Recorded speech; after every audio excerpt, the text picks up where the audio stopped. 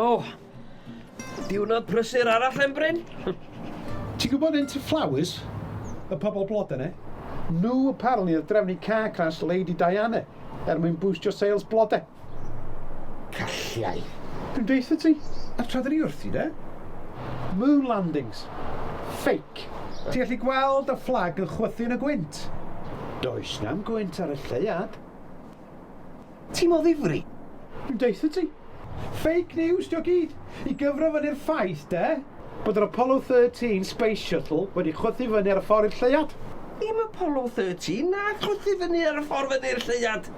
Nath NASA drefnu bod Stanley Kubrick yn ffilmio fake landings mewn hangar yn New Mexico. Very hush-hush.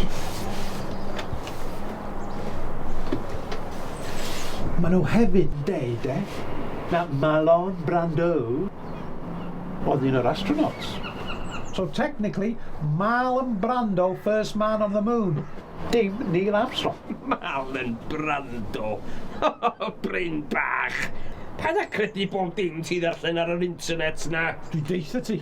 Mae o wir. A ti'n Illuminati rwan, wyt? Na, chdw, Gemini. A ti di gweld y Loch Ness Monster hefyd, mae'n siŵr do?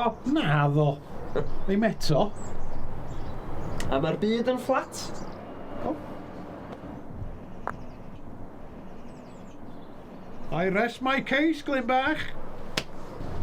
Wombat. Huh? Deitha ti.